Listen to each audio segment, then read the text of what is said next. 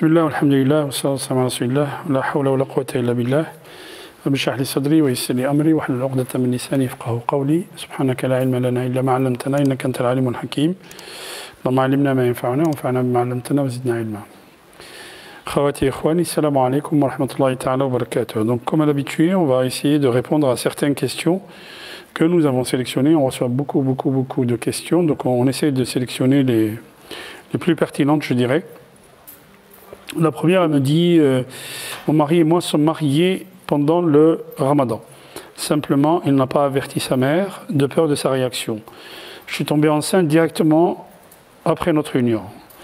Mon mari me dit d'avorter car sa mère risque d'être encore plus en colère contre lui.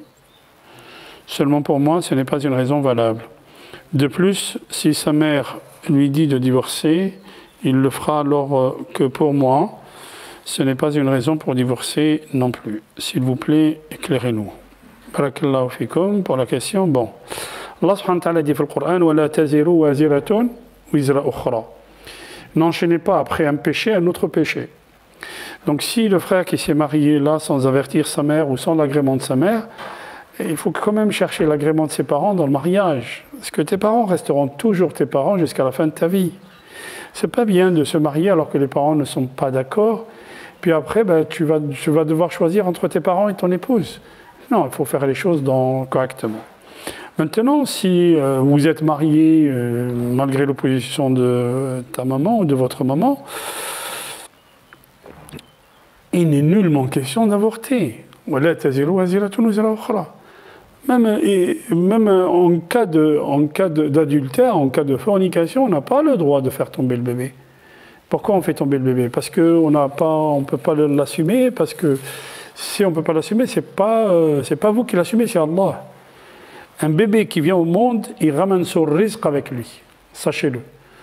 Donc si on a fait déjà un péché en désobéissant à sa mère, on va faire encore un péché beaucoup plus grand en tuant une âme. Non, donc essayez de raisonner votre maman et surtout, ne faites pas tomber le bébé. Barakallahu fikum, hada haram, la yajouz. Question sur la zakat. Je travaille dans une entreprise qui accorde chaque année des primes à ses employés en fonction des bénéfices de l'entreprise. J'ai cumulé des primes de plus de 15 000 € sur plusieurs années. L'entreprise ne donne pas cet argent aux employés, mais l'entreprise rembourse certains achats, tels qu'achats de téléphone ou mobilier, pour bénéficier de cette prime. Les achats se font avec une facture au nom de l'entreprise. Est-ce que je dois sortir zakat pour cette somme d'argent, sachant que je n'ai pas cet argent en ma possession et que je ne fais que quelques achats par an?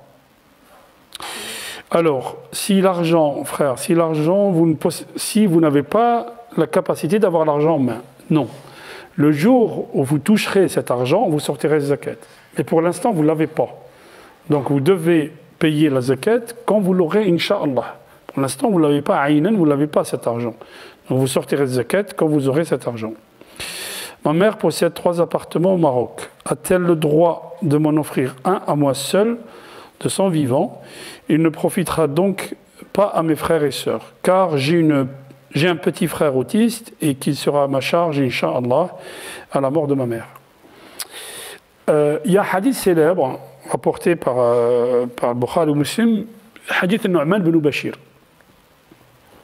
Nu'man bin Bashir, c'est un compagnon du prophète sallallahu alayhi wa sallam, qui était riche, qui avait des jardins. Il ramène un fils à lui, un enfant, il va voir le prophète, il lui dit à Rasulallah, je voudrais que tu témoignes sur ce que je vais faire.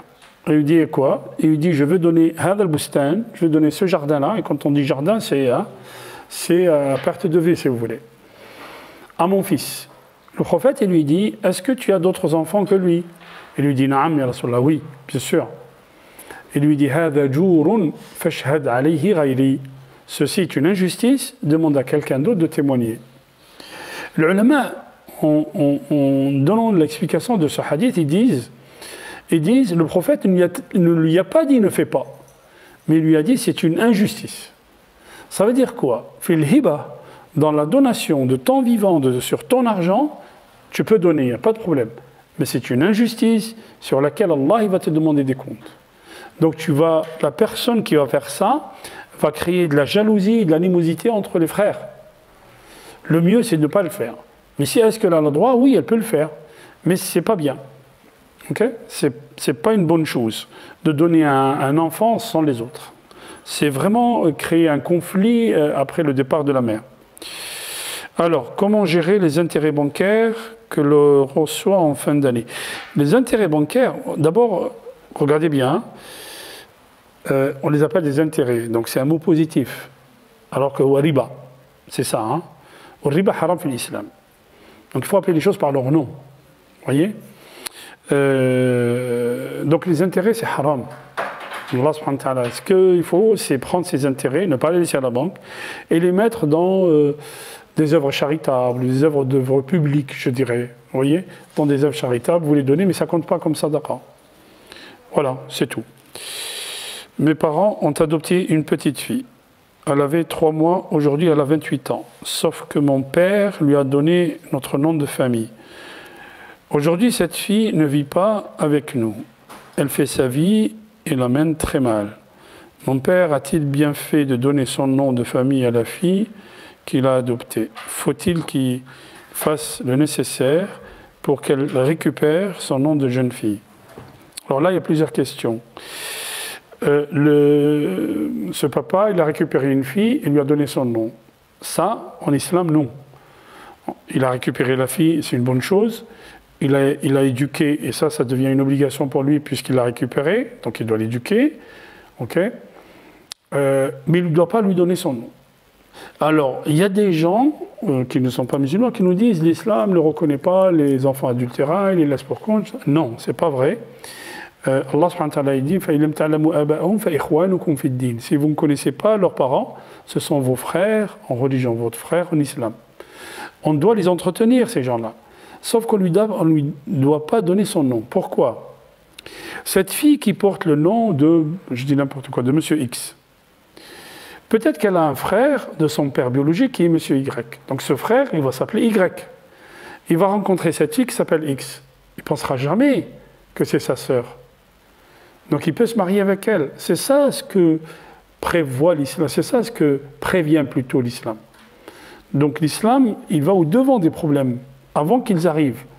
Si elle garde son nom, son nom de son père biologique, si elle a un frère de son père biologique, elle saura que c'est son frère. C'est ça la réalité.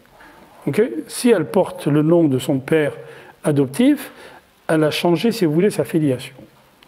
Maintenant, il y a des gens qui vous disent « ouais, mais elle n'hérite pas ». Oui, c'est vrai. Mais il faut étudier ce qu'on appelle al-wasiyya fi l'islam. Al-wasiyya, les fuqaha, al-wasiyya, ce qu'on appelle le testament, ils ont écrit beaucoup dans al-wasiyya. Si cette fille a été prise en charge, il y a des ulama qui vous disent que al-wasiyya asbahat fiha wajiba. Certains ulama disent que le testament pour cette fille devient obligatoire pour le père adoptif. Et le testament, c'est quoi? Le testament, sur le maximum, c'est un tiers. Hein. Donc, ce père-là, adoptif, il peut lui laisser un tiers de sa fortune, si vous voulez, en testament, mais elle n'hérite pas d'une manière réservataire comme les autres enfants biologiques. C'est très important, ça. Donc, le mieux, ça serait, faut-il qu'il fasse le nécessaire pour qu'elle récupère son nom de jeune fille? Oui, ça serait bien, oui, qu'elle récupère son nom de jeune fille. Une femme qui a subi une fausse couche à 14 semaines, on enterre ou pas le bébé? Alors là, que disent les ulama sur ça? Si le bébé, regardez bien, si le bébé a moins de 4 mois, alors 14 semaines, ça fait combien? Ça fait 3 mois et 2 semaines, hein, c'est ça? Ok, ça fait 3 mois et 2 semaines. Donc 14 semaines, c'est pas 4 mois.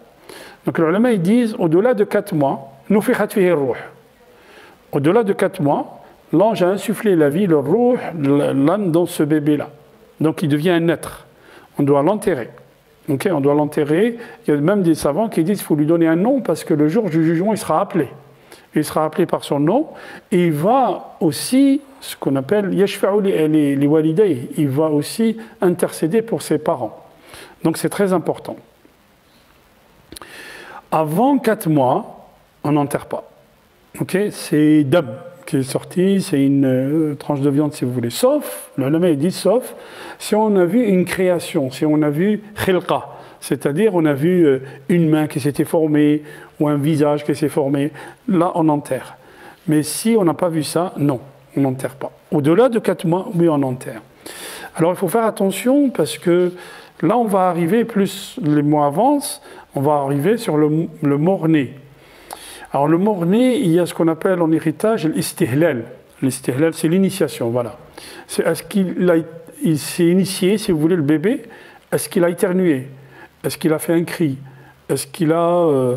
S'il a éternué, il devient héritier. Un bébé de 8 mois, par exemple, il naît, on dit il est mort-né. Mais pendant sa naissance, il a éternué, après il est mort. Eh bien, il hérite. Si par exemple, cette dame, le père vient de mourir et que cette dame elle a 3 enfants, eh bien, cet enfant, il a sa part. Vous allez me dire, il est mort. Et sa part? Eh bien oui. Eh bien, c'est un héritier qui prend sa part de son père. Après sa part à lui, elle va diviser entre la maman et les frères. Vous voyez, c'est une part complémentaire, si vous voulez. C'est une part complémentaire pour la maman.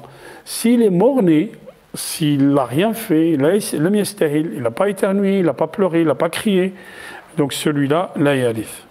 Ça, c'est une sœur qui dit mon frère est décédé, il avait la quarantaine et il avait une situation financière très adéquate. Nous sommes 2 frères et une sœur de ce défunt, père et mère. Donc nous sommes 5 héritiers.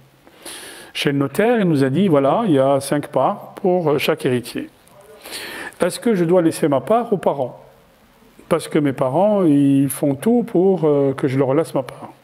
Mais moi, j'ai besoin de cet argent pour moi, pour faire des projets pour les orphelins, bon. Alors d'abord, si vous avez droit à un héritage, c'est pas la peine de nous dire ce que vous allez faire avec. C'est votre droit, c'est votre argent. Je veux dire, dépensez-le dans le bien, mais vous n'avez pas besoin de nous dire je vais faire un puits ou je vais faire ceci ou cela. C'est votre argent. La deuxième chose, en islam, Allah subhanahu wa ta'ala dit sur le Nisa, فَإِن لَمْ يَكُنْ لَهُ وَلَدٌ وَوَرِثَهُ أَبَوَاهُ فَلِأُمِّهِ الثُّلُثُ. S'il n'a pas d'enfant et les seuls héritiers qu'il a, ce sont ses parents, sa mère prend le 1/3. Ça veut dire, Maskouti anhu, on n'a pas dit, Allah subhanahu wa ta'ala l'a pas dit, mais le reste, c'est pour son père, ou son épouse qui reste, ou son épouse qui prend sa part aussi. Donc les frères là, s'il a son père qui est vivant, le père, il bloque tous les frères et sœurs. Les frères, ils n'héritent pas de ce frère, enfin les frères n'héritent pas de leur frère si leur papa est vivant. Donc ma sœur, je suis désolé de te le dire, mais il n'y a pas ta part dans l'héritage. En islam, je parle, hein, si vous voulez décider de partager ça selon les règles musulmanes. Je voulais apporter une remarque. En islam, le lien de parenté est plus fort que le lien d'alliance. Je m'explique. Si une femme décède, elle va laisser que son mari et sa fille, une fille. Regardez, elle n'a pas d'ascendant, donc elle n'a pas de père et mère, elle n'a pas de frères et sœurs. Les seuls parents qu'elle a, c'est une fille et un époux. Comment on va partager l'héritage? L'époux, en cas de présence d'enfant, il prend 1/4. La fille, quand elle est seule, elle prend 1/2. Suivez-moi, hein. L'époux 1/4 et la fille 1/2. 1/4 plus 1/2, ça fait combien? Ça fait 3/4. Il reste 1/4. À qui on le donne? On le donne pour celui qui a le plus grand lien avec le défunt. Et qui a le plus grand lien avec le défunt? C'est la fille. Donc la fille, elle va prendre 3/4 et le papa, il va prendre, l'époux, pardon, il va prendre 1/4. Si cette femme qui est décédée, elle a laissé 100 000 €, l'époux prend 25 000 et la fille, elle prend 75 000. Même si la fille, elle a 2 ans ou 3 ans, on va mettre ces 75 000 chez le notaire jusqu'à ce qu'elle grandisse. Pour ceux qui disent que la femme, elle touche moins que l'homme en islam. Et là, on applique quelle règle? On applique la règle du lien d'alliance, du lien de parenté est plus fort que le lien d'alliance. La fille, elle est fille de sa mère jusqu'à la fin de sa vie. l'époux, quand il veut couper cette relation d'alliance, s'il divorce, les époux s'ils divorcent, ce lien d'alliance est coupé. J'expliquais ça à un ami chrétien, il m'a dit mais dans le code civil c'est la même chose. Sauf que le code civil ça fait 200 ans et qu'en islam ça fait 15 siècles. C'est ça la différence. Et que le code civil a été beaucoup inspiré de d'autres législations. Comprenez les frères et sœurs, barakallahu fikum. Voilà, une autre question. Puis-je prier dans les toilettes handicapées si je n'ai trouvé aucune autre solution? Le travail dans des bureaux et les salles ont des vitres pour murs. Il n'y a pas d'endroit pour s'isoler et prier. J'ai demandé à plusieurs personnes. Certains m'ont dit oui et d'autres me l'ont interdit. Je précise aussi que les toilettes handicapées en question sont toujours propres. Oui, bien sûr. On n'a pas le droit de faire la prière dans un endroit sale, ça c'est clair. Est-ce qu'on a le droit de faire la prière dans des toilettes handicapées? La réponse est oui. Certains savants autorisent la prière dans des endroits handicapés du moment que l'endroit est propre. Le problème, il n'est pas là. Ça, c'est la règle juridique. Éthiquement, comme on a parlé quand on a parlé de Coca-Cola. Est-ce que Coca-Cola, c'est haram? Non, c'est pas haram, Coca-Cola. Tu peux boire. Mais Coca-Cola, c'est 25 morceaux de sucre dans une bouteille d'1 litre. Éthiquement, est-ce qu'on a le droit de manger, de boire ça? Donc, éthiquement, est-ce que toi, tu te vois faire la prière dans les toilettes devant ton Seigneur? Tu as peur de l'homme, mais... Bon. Là, ouais, chacun, il se pose la question. Il y a des questions qu'on pose à l'imam pour lesquelles on a déjà la réponse. Nous avons déjà la réponse. Mais on veut l'avis d'imam pour nous soulager de notre conscience, en fait. Vous voyez? Alors moi, je te demande, frère, tajtahid, tu fais un effort, essaie de trouver un endroit, comme on dit, propre, hein, et où tu feras la prière. C'est beaucoup mieux que les toilettes handicapées. Sachant que si tu l'as fait dans les toilettes handicapées, il n'y a pas de problème, c'est légal en islam. Mais je te parle de l'éthique, je ne te parle pas de la règle juridique. C'est deux choses différentes, hein. C'est vraiment deux choses différentes. Ok? Alors, notre mosquée regroupe les prières de Dohr et l'Asr, aussi que le Maghreb. Et l'Aïcha, dans les contextes de Covid-19, est-il autorisé? Non, ce n'est pas autorisé. Si on regroupe la prière de Dohr et l'Asr, le Maghreb et l'Aïcha, pourquoi? Parce qu'il y a le Covid? Non. Si tu veux te prémunir du Covid, ben, tu fais la prière à la maison. Mais sur quelle base vous regroupez les prières? Nous avons une règle. La règle, c'est le voyage, la maladie.